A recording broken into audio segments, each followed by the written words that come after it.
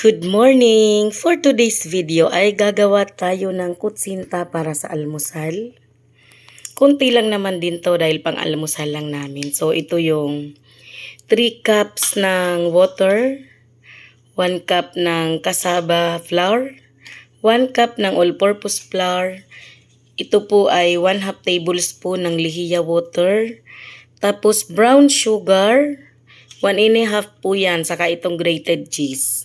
Wala naman 1 cup itong grated cheese na to. So, depende na sa'yo gaano karami. So, mag-umpisa na po tayo. Ayan, mag-umpisa na tayo. Siyempre, unahin muna natin ilagay itong mga dry ingredients. Lagay ko na yung all-purpose flour, yung cassava flour. Lagay natin yung 1 1/2 cup ng sugar. Pwede pong 1 cup lang. Ayoko kasi ng matabang kaya dinamihan natin. Then yung tubig po natin na 3 cups. Napakasimple lang po at napakadali lang din po talagang gumawa ng kutsinta. Master na natin yan. Then ilagay na rin natin yung lihiya water. Yung lihiya water po marami hindi nakakaalam. Sa palengke lang din po yan nabibili. Tanong lang kayo doon sa mga bilihan ng mga flour, ng mga kung ano-anong pangluto. Meron po yan siya doon. Yan, haluin lang natin mabuti. But anyway, iaano pa naman natin yan. Sasalain pa naman natin yan para makasiguro tayo na walang buo-buo yung magagawa nating kutsinta. Talagang makinis. Di nga po pala ako dyan naglagay ng atswete powder or atswete na pangkulay kasi gumamit po tayo ng dark brown sugar. Yun na po yung magsisilbing pangkulay natin sa kutsinta natin. Pero syempre hindi magiging kulay orange yung kutsinta natin. Magiging kulay brown siya. So which is yun po yung paborito kong kutsinta at saka yun yung gusto kong lasa ng kutsinta. Yung ganun lang siya, yung wala siyang kulay. Medyo naiibahan kasi ako kapag nilalagyan ng atswete. Medyo nag-iiba yung lasa niya. Sa pagluto nga po pala ng kutsinta, para maiwasan natin na may butas yung gitna, para po pantay yung surface, yung itaas ng ating kutsinta, kailangan po ay hindi natin siya pinapastay ng matagal. Kailangan pag nilagay natin siya sa mga molder ay diretso na kaagad salang. Hindi po pwede yung magtatagal pa po. Kasi yun po yung nagiging reason na yung kutsinta natin ay may butas sa gitna. Okay. So pag gaganito na, nahalo-halo na natin ay sasalain po natin siya.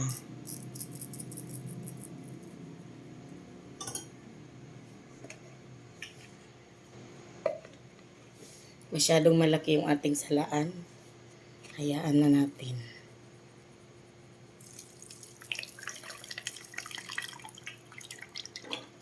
Ayan, kung di natin sinala, marami pa siyang buo-buo dyan.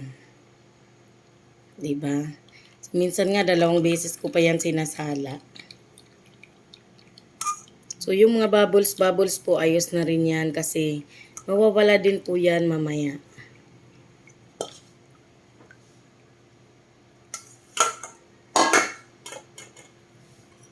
So, kagaya ng sinabi ko, kailangan di natin siya iiwanan na matagal. Kaya dahil hindi pa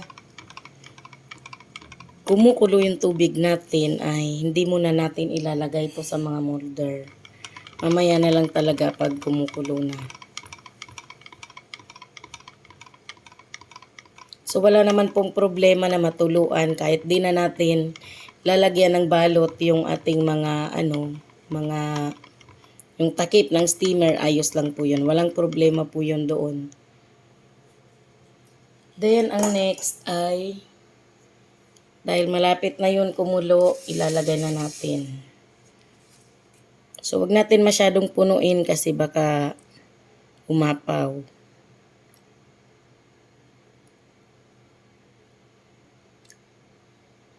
Kailangan din po nag-grease yung mga puto molder kasi pag hindi po ay medyo mahirap tanggalin.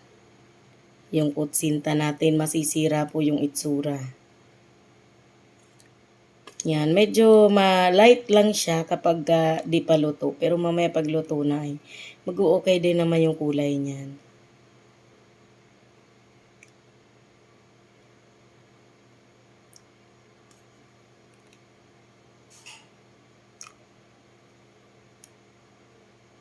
Ito po ay tagi-isang cup lang, kaya konti lang din naman magagawa nito, mga 22 siguro na kutsinta. So, ito na yung ating unang salad. Pakulo na rin naman yun. Ayan, ito na yung ating unang salang ng kutsinta.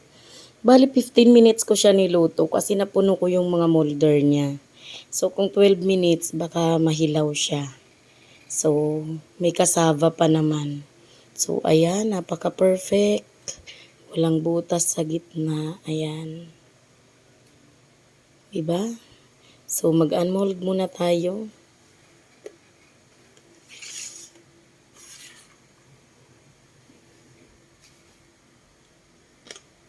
Ginagamitan ko lang siya ng toothpick para tanggal natin ng mabilis.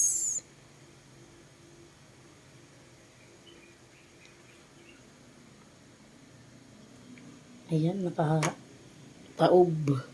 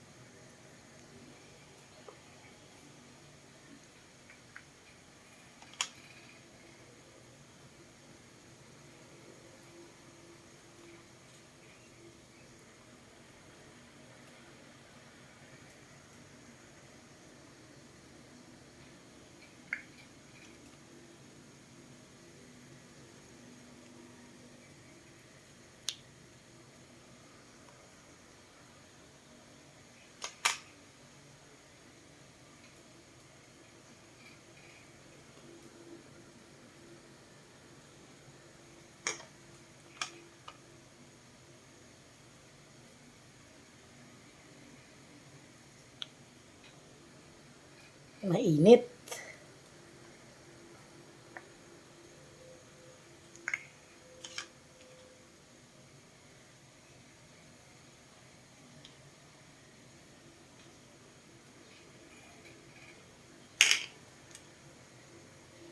Alam mo kung ano yung size ng kaldero, ay ng steamer. Ito din pala yung size ng plato. Kaya tama lang din na isang puno. Diba? Saktong-sakto. Isang salang. Puno din dito sa plato natin. Parang ilinipat lang talaga.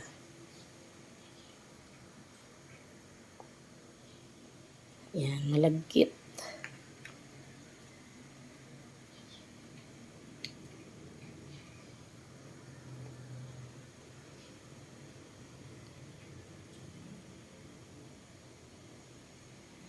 O, diba? Sakto din. Isang salang, sakto. Tapos, lagyan lang natin ng kinayod nating cheese kanina. Kamayin ko na lang. Depende na sa'yo gaano karaming cheese.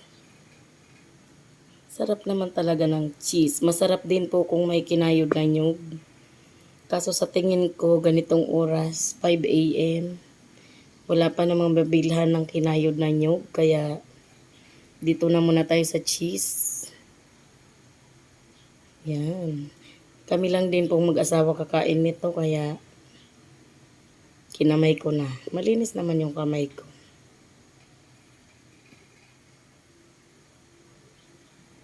Yan, ang ganda ng ating kutsinta. Diba? Ito na yung ating finished product na kutsinta.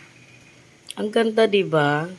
No edit po ang video na 'to, i-upload lang natin na no edit. Kaya wala tayo dito mekos-mekos na ginawa.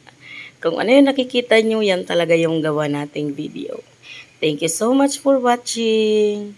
Salamat po sa 4 years na napatuloy na nanonood at sa mga bago po nating subscribers.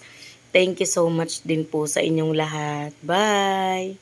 Merry Christmas and Happy New Year po sa lahat.